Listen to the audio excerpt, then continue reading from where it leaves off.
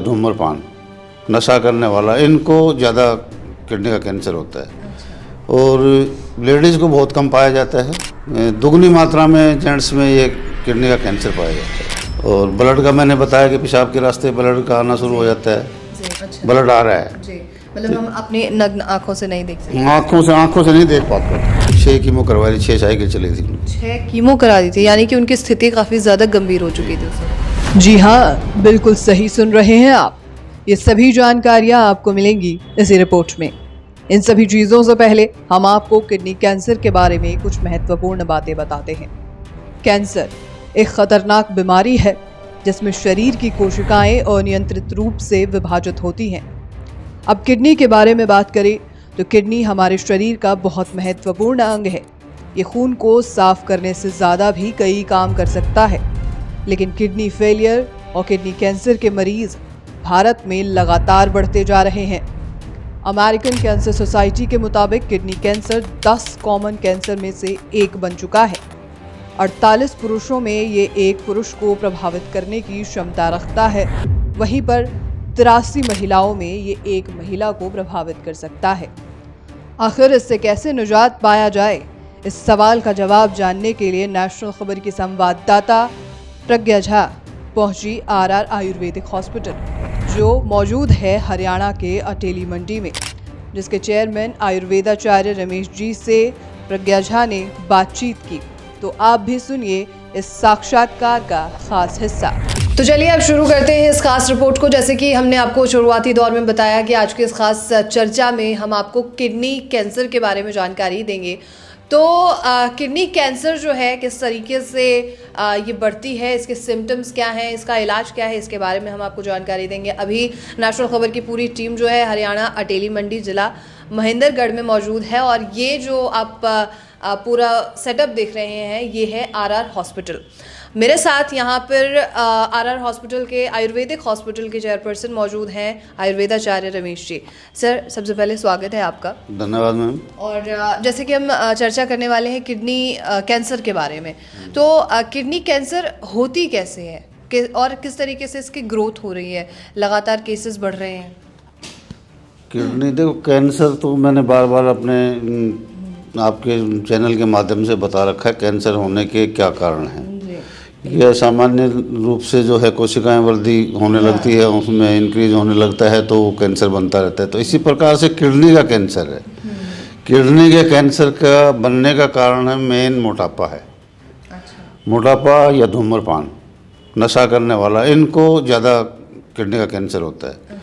और लेडीज़ को बहुत कम पाया जाता है, दुगनी मात्रा में जेंट्स में ये किडनी का कैंसर पाया जाता है। अच्छा, ये इसके जो है ना, ये लक्षण हैं कैंसर के कि ज़्यादा मोटापा या धूम्रपान।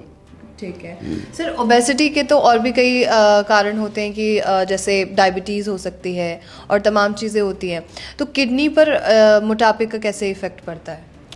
मोटापे से जो है हमारी सेल्स जो है ना उन पे असर पड़ता है।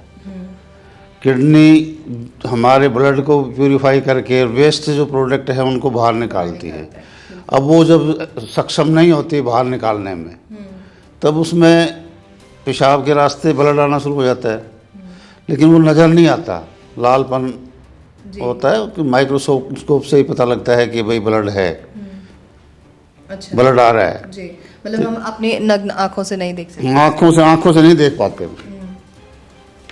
अच्छा, तो इसका ट्रीटमेंट कैसे हो सकता है सर, अगर कोई ट्रीटमेंट कराना चाहता है तो? और भी आयुर्वेद में, जिस तरीके से आयुर्वेदिक हॉस्पिटल है ये, तो आयुर्वेद के लिए कैसे किसी को प्रेरित किया जाए?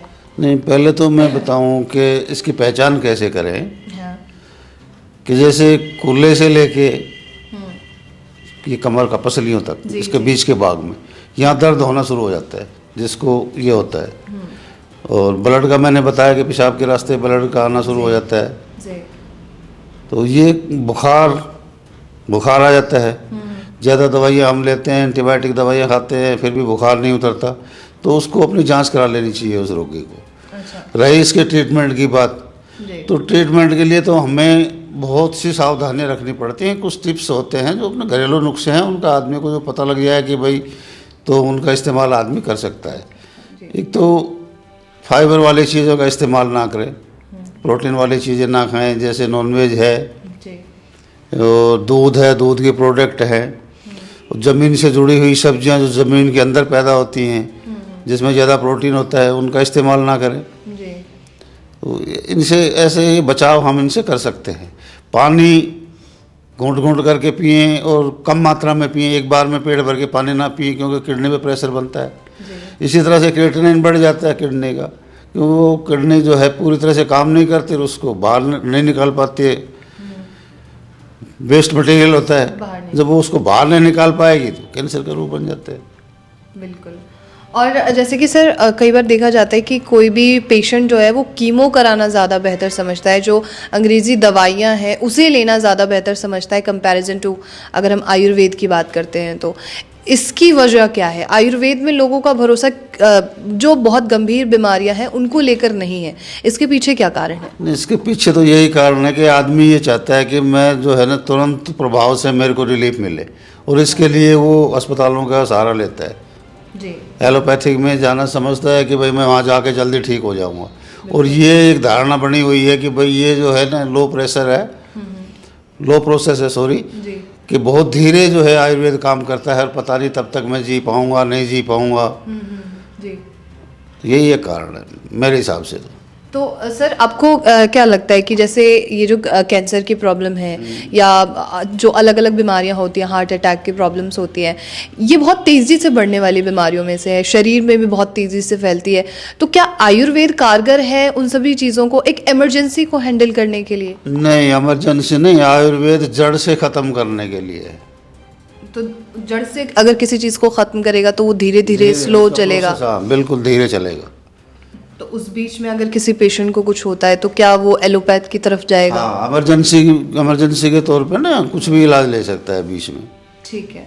बाकी आयुर्वेद तो ये है कि आयुर्वेद ये नहीं देखता कि सिर में दर्द है तो इसके सिर का दर्द ख़त्म करना है, पेट में दर्द है तो पेट का दर्द ख़त्म करना है। वो तो ये देखता है, ये रिसर्च करता है कि ये पेट में दर्द हुआ क्यों है, किस कारण से हुआ है। बिल्कुल।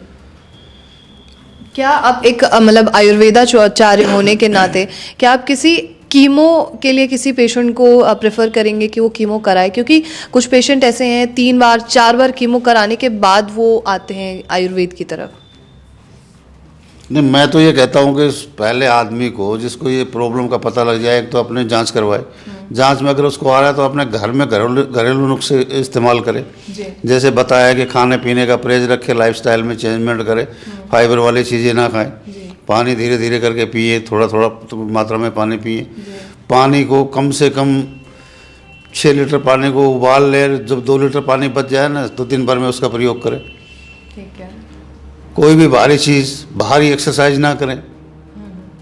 ये भी तो ये हमारे मसल्स हैं, उन पे ताकत पड़ती है, उनकी वो मजबूती नहीं मिलती। जी, सेल्स टूटते हैं। हाँ, सेल्स टूट जाते हैं। अच्छा, और सर जैसे हम रिपोर्ट की भी जानकारी लेने वाले थे आपसे कि किडनी मरीज अगर कोई आपके पास हो, उनकी रिपोर्ट हो तो उसके बारे में कुछ बता सकते हैं? किडनी के ये मिस्टर सतवीर है पटौदी से, जी। और ये इसको 6 महीने हो गए दवा लेते। अच्छा। 10/8 की रिपोर्ट है, ये देखो क्रिएटिनिन कितने बड़े हुए हैं इसके। जी।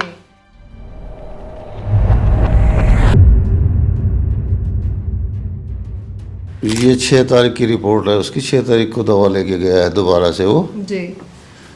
यानी कि ये है 10/8 की है। 10/8 की है, 5-6 महीने इसकी दवा चली है, और ये इसकी रिपोर्ट है। बिल्कुल, जैसे आप रिपोर्ट स्क्रीन पर देख भी रहे हैं, तो सर ये कैसे संभव हो पाया? 5-6 महीने के ट्रीटमेंट के दौरान आपने क्या क्या ट्रीटमेंट दिया उन्हें, क्या क्या डाइट फॉलो करवाई उनसे? नहीं, मैंने तो उनको पंचगव्य थेरेपी से जो हम ये इलाज करते हैं, जी। ये दवाएं प्रोवाइड करवाई हैं उनको, जी। और उनको बताया कि थोड़ा सा लाइफस्टाइल में उनको चेंजमेंट, थोड़े से परहेज, खाने पीने का विशेष ध्यान रखना है। एक्सरसाइज वो बताता था कि भाई मैं एक्सरसाइज करता था पहले तो ठीक रहता था, अब मैं कमज़ोर भी हो गया हूँ, तो मैंने उसकी एक्सरसाइज, हैवी एक्सरसाइज बंद करवाई। भाई थोड़ा अनुलोम विलोम और कपालभाति ये हल्के हल्के करें, प्राणायाम तो करें लेकिन हैवी एक्सरसाइज ना करें। जी। और ये फाइबर वाली चीज़ें ये बंद करवाई उनकी। नॉन वेज और हाँ, डेयरी हाँ, प्रोडक्ट्स नॉन वेज वगैरह जो भी है, दूध, डेयरी प्रोडक्ट सब बंद करवाए। तो तो अब उनको काफ़ी आराम है। क्या ये देख रहे हो, आपके सामने रिपोर्ट रखी है। बिल्कुल बिल्कुल सर, 5-6 महीनों के अंदर ये काफ़ी ज़्यादा चेंजेस आए हैं। क्या वो कीमो वगैरह करा के आए थे? कीमो वगैरह करवाए थे, करवा के आ चुके थे? कितनी कीमो हुई थी? 6 कीमो करवाई थी, 6 साइकिल चली थी। 6 कीमो करा दी थी, यानी कि उनकी स्थिति काफ़ी ज़्यादा गंभीर हो चुकी थी उस वक्त में। और 5-6 महीने के अंदर में ये कीमो कराने के बाद ये जो इलाज हुआ है और ये जो रिपोर्ट आई है, ये तो काफ़ी ज़्यादा बेहतरीन है। अगर इससे भी ज़्यादा कोई कीमो करा के आता है तो क्या वो ठीक हो आता सकता है? है? तो रिपोर्ट जैसे भी आता है ना, उसकी भी सिचुएशन देखी जाती है। जैसे अभी एक फ़ोन आया मेरे पास एक पेशेंट का कि जी हम कीमो करा रहे हैं, कीमो भी कराते रहे, आपकी दवा भी चलती रहे। मैंने ये कहा कि भाई कोई फ़ायदा नहीं, अगर आपका विश्वास बनता है एलोपैथ की तरफ तो आप वही दवा लें, कीमो ही करवाएं। जी मैं तो किसी को एडवाइस भी नहीं करता कीमो के लिए कि भाई आप कीमो करवाओ, और किसी को मना भी नहीं करता, क्योंकि पेशेंट मानता नहीं है, अपनी मनमर्जी करता है। बाकी मेरे हिसाब से कीमो का कोई बेनिफिट नहीं है। तो फिर जो अन्य पैथियाँ हैं, अंग्रेजी जो पैथियाँ हैं, वो क्यों इस चीज़ को सजेस्ट कर रही हैं, क्यों प्रमोट कर रही हैं? तो क्या करें, उनके पास और कोई सोर्स ही नहीं है। दुनिया में, सिर्फ इंडिया में नहीं, दुनिया में ऐसी कोई दवा आज तक इजाद नहीं हुई है जो कैंसर को ख़त्म कर दे। कैंसर को मैंने बार बार बता रखा है, कैंसर को सिर्फ एक करक्यूमिन नाम का केमिकल है जो ख़त्म कर सकता है। उसके लेने के तरीके हैं, उसका बनाने का, दवा बनाने का तरीका है, वो सिर्फ गौमूत्र और हल्दी में ही पाया जाता है। कीमो इम्यूनिटी के लिए है, तो इम्यूनिटी को मजबूत करने के लिए आदमी को हमारी जो जड़ी बूटियाँ हैं देसी, गिलोय लें, पपीता के पत्ते का जूस लें, हरे पत्तियों का जूस लें, जो पत्ते वाली सब्जियां हैं उनका जूस लें।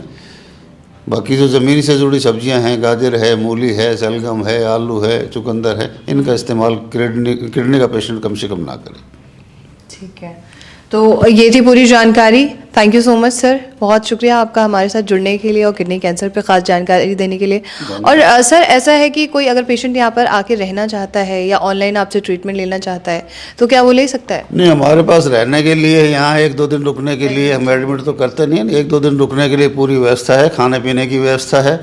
बाकी पेशेंट चाहे तो कुरियर से ऑनलाइन दवा भी मंगवा सकता है, और जी हाँ, और अपनी रिपोर्ट भेज दे, रिपोर्ट के बेस पे हम उनको जो है दवा प्रोवाइड करवा देते हैं। रुकना चाहे, बाहर से दूर दराज से आने वाले पेशेंट हैं, 1-2 दिन रुक के भी जा सकते हैं, एडमिट नहीं करते पेशेंट को। अच्छा, और सर जैसे दिल्ली में भी एक सेंटर है आपका नागलोई में, तो क्या वहाँ पे कोई ऐसी फैसिलिटी है कि एडमिट हुआ जा सके? नहीं, एडमिशन का तो ना यहाँ है ना वहाँ है। वहाँ भी मैं जो है ना सिर्फ ही लोगों की डिमांड पे दूर दराज से आने वाले लोगों को दवा देने के लिए ही जाता हूँ। अच्छा, 9 बजे से 3 बजे तक। ठीक है। हाँ जी, तो एक मतलब नॉर्मल जो लोग आ रहे हैं उनके लिए वहाँ आप बैठते हैं? हाँ बस, वहाँ कोई वैसी कोई व्यवस्था नहीं है कि मैं किसी को एडमिट करें, ना यहाँ है। यहाँ तो हॉस्पिटल है, जब हॉस्पिटल में हम एडमिट नहीं करते जी, तो वहाँ तो इतना बड़ा वो नहीं है। वहाँ तो मैं एक फ्लैट में बैठ के ही दवाई देता हूँ। अच्छा, जो पहले फ़ोन कर देते हैं लोग, जी हम आ रहे हैं, कोई दूसरी बार आ रहा है, कोई चौथी बार आ रहा है, कोई पहली बार आ रहा है, बस उसी को दवा देते हैं। चलिए, thank you so much sir, बहुत शुक्रिया आपका हमारे साथ जुड़ने के लिए। ओके। तो ये थी पूरी जानकारी किडनी कैंसर के बारे में। और अगर आपके मन में अभी कोई सवाल है किडनी कैंसर से जुड़ा हुआ तो प्लीज़ हमें बताइए, जिससे कि इस किडनी कैंसर से आपको निजात दिलाने के लिए आपके सवालों के जवाब हम दे सकें। और तब तक के लिए ऐसे और तमाम खबरें और साथ में साक्षात्कार देखने के लिए आप नेशनल खबर के साथ बने रहिए।